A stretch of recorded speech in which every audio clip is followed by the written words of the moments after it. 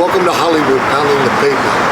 My first episode was back in 2020, and as you know, we were under severe COVID lockdown, so I put everything on hiatus during that time.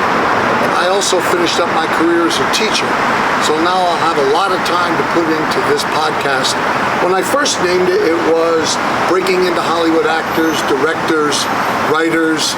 Come on my podcast and tell me your story. Change the title to Hollywood Pounding the Pavement. So if you're in the industry on any level, set design, makeup, costumes, we want you on the show. We're based out of Arizona, so we can always do a quick Zoom. I can get to know you, and we can feel if it's a good fit and you want to come on the show. We're live right now, well not live, our first episode, and we're here at the Hollywood Bowl in Los Angeles, California. We are with the talented Imelda Paclabar. The reason I say Imelda, you really pronounce it Imelda, but everybody spells it A-M-E-L-D-A, not that she's sensitive to that, but we have I-M-E-L-D-A Paclabar, Imelda Paclabar, award-winning actress. She's with us today. Great for joining us.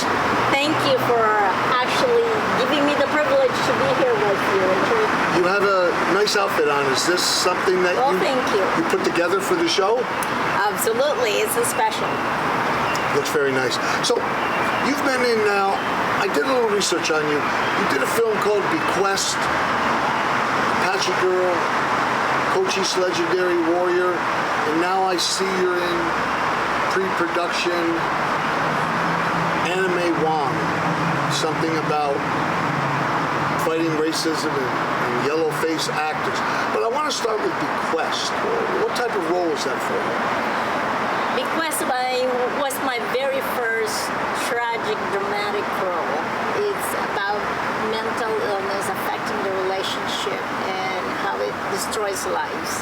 Now that was a short that was shot in Arizona a few years back, and I see you have multiple awards for that film. Can you give us a little highlight of what went on in that film, or what your character Brooke was going through? Absolutely. My character Brooke is an Asian American actress actually in real life, but she was going through deep depression, mental illness. She was in a very disturbing marriage, and her best friend has betrayed her through a relationship with another man. And I see that film was just picked up. Well, actually, picked up by Film Hub Distribution. I talked to a few of your people, and it's waiting to be licensed. So hopefully that'll work out well for you. I see you've pulled down over 25 wins, and Bequest, very tragic story. Then you moved into a film called Apache Girl, which I know is extremely popular. I've seen it multiple film festivals. I know it's screened here at the TCL Hollywood Theater right down the street. Tell us about Apache Girl. Apache Girl is about two brave women, Native Americans, and they played major roles in actually helping the Apache warriors. And this was about... So one of them was Lozen and Deteste? Correct. Right, and they were two Apaches that live where? What part of Arizona? The southeastern part of Arizona. Interesting. And I see that they were taken prisoners of war. Correct. Right. And the film said that they were the longest held prisoners of war. What was one of the challenges with Apache Girl? Challenges. Well, there's several challenges filming that. First of all, I had to definitely look very convincing as a Native American. Which you're not, Filipino. I am not at all. But you do look the Native character a little American. bit. You do look. However, with the help of wig and costume and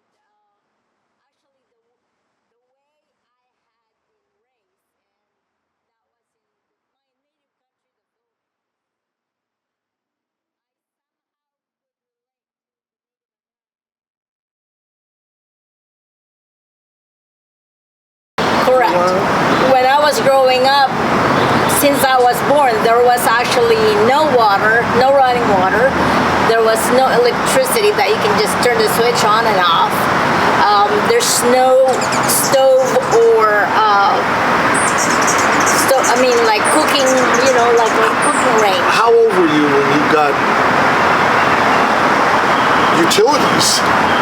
The first time, actually, I had a chance to switch the electricity on and off. I would say I was about 10 years old. So you've actually can relate to living off the land to a certain degree. Definitely. Every day we had to fetch water. My brothers, I have 6 brothers, and they all had to fetch water from the well about, I'm gonna say about 30 yards from our house. Our clothing, they had to be washed down the river, which would take about 30 minutes to 45 minutes just walking all the way down and coming back up. And we had a small creek right next to our house, but that would be dry during the sunny season, and it would be running when there's heavy rain. Now, you played all of the characters in this film. I noticed you were the spiritual woman, you were Loza, the Tatse. As an actress, what was the challenge of doing these scenes where you were actually the same person in the scene? Years ago in Hollywood, they would do over-the-shoulder shots and use a stand-in, but this was, we could clearly see both characters in frame. So tell the audience what one of the major challenges was with that. There's quite a few challenges. The first one was, of course, physically I had to look differently. One was a younger Dateste, the other was an older spiritual deity. So with the help of makeup, and I do have skills in doing that, in wig and costumes, I had to make myself look like 2 different people. What was the concentration level like? With your lines and delivering your lines, and the actual character wasn't there. Oh, that would be, I would say, the most challenging part, because one person, the Teste, would have to give enough time for the other character to say her lines, and then I would have to respond as the Teste, and then Lozen, the second character, would have to say her lines. So I was playing the 2 And where was this shot? characters at the same time. Where was this shot? This was shot in Arizona, in Cochise County. Original Apache lands. The original Apache lands where they fought and lived. Lozen! The Teste, you have come. I pray to Usen for your safe passage to me.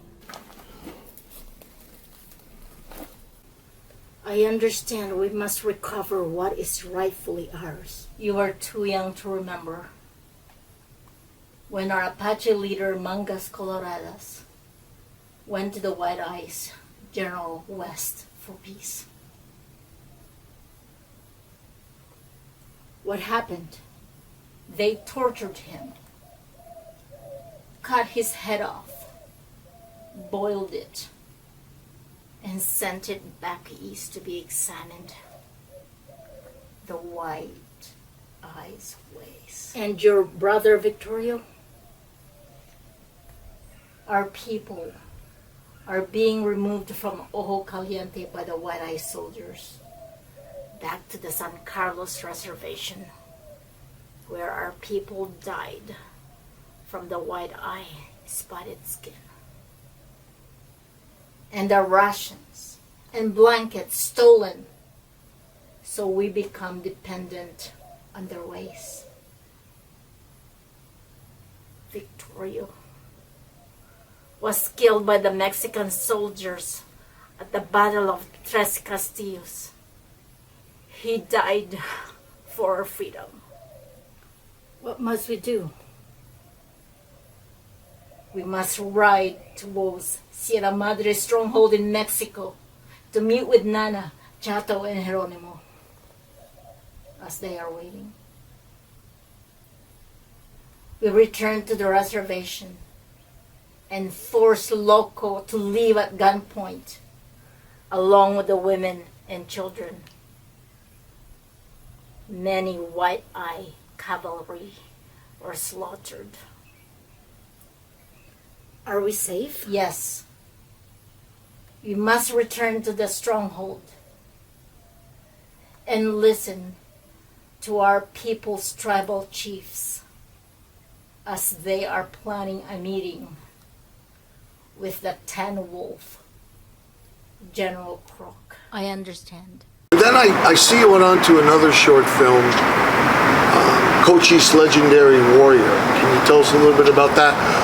Your role, where you were, some of the challenges with that film.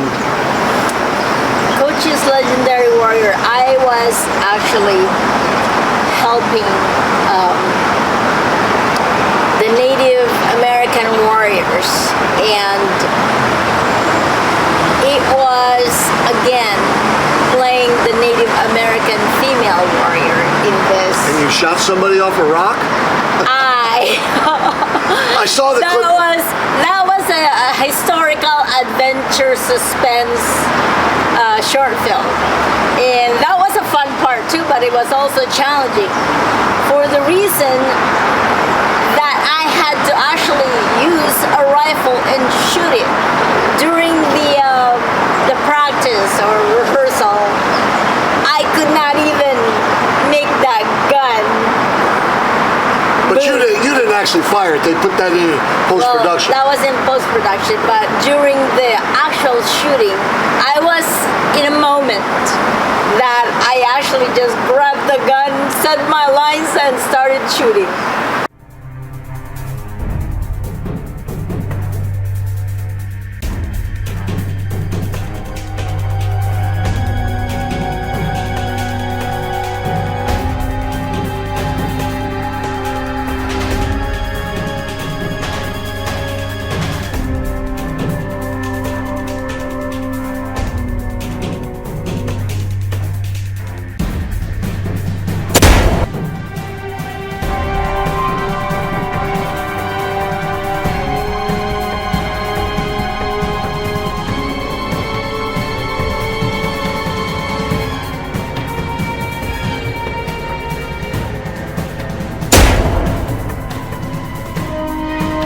Their ancestors.